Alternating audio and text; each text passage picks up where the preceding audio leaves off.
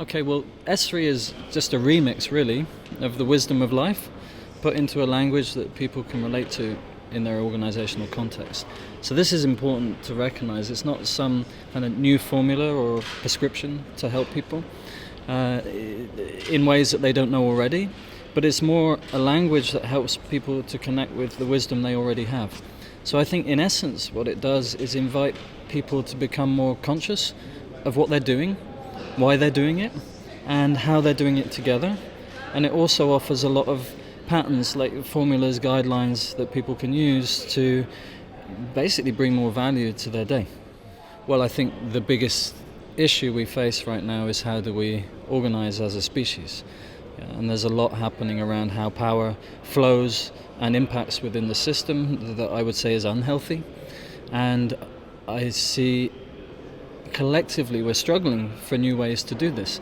There isn't really a historic record of alternative systems that are familiar to people, at least.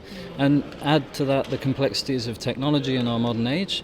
It's a very complex environment to work in. But I think at the biggest level there's this question, how do we govern ourselves?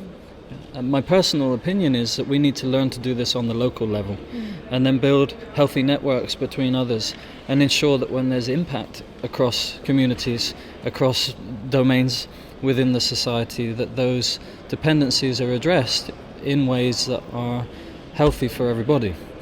And so what I'm really talking about is decentralizing governance from government entities, be they management hierarchies or literally governments within systems, to a much more participatory way of organizing ourselves together and utilizing the extreme wisdom that exists in 7 billion plus people on planet Earth, rather than funneling decision making through a few. Presenting S3 to people, I do see it's like you don't have to preach to the converted, because there's a movement of people who are looking for new tools. That's a good thing and a problem, because people are looking for prescriptions that they can take and it's going to make everything better. And the truth is what makes things better is us. So this is one consideration.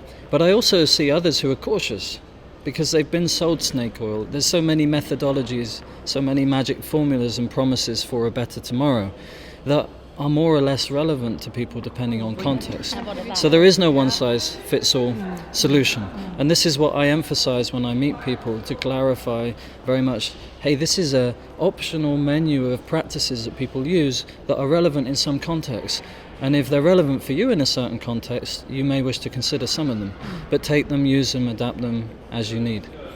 One final thing I'd like to bring in later as people start to understand it is to clarify there is a coherence between these patterns.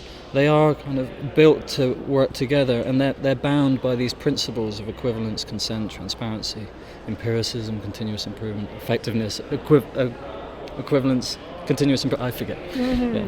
So that's like the silk thread, if you like, that weaves the principles together. And I think if there were one single pattern to invite people to consider, it's adopt these principles. Because the principles, they guide behavior. Yeah, and when people start to consider what would life look like and what would our organization look like if we adjust how we do things according to these principles, it leads to very common sense insights about what needs to change and also informs how. Considering these 2 days together and the people that we have here, I see a very kind of typical slice of the community. There's people with many different backgrounds. They're coming from different organizational contexts. The common ground, I guess, is public service organizations, predominantly. And what I see is people who are both recognizing need for evolving the ways they do things, and also kind of really willing to consider that. And I think if there's a common topic for people, it's a lack of previous experience or opportunity to access perspectives like this, to consider practices like this. So I see a lot of excitement and energy from people. I also see people not only touched by what's happening here, but also opening up a little bit and being a bit vulnerable and revealing how painful it is and how concerning it is, some of these circumstances that we face in organizations today. The first thing would be, don't take my advice, but inquire what's your own. So to invite people to look at their context and to ask themselves, where's our greatest area of need right now? And also I think important is who's most interested and engaged to participate in any experimentation around doing things differently. Because don't mandate it, don't force it on people. People change naturally when there's a reason to do so. So instead of focusing on how do we change people, let's focus on the areas of need and see who are impacted by that and who have concerns around that, and start there.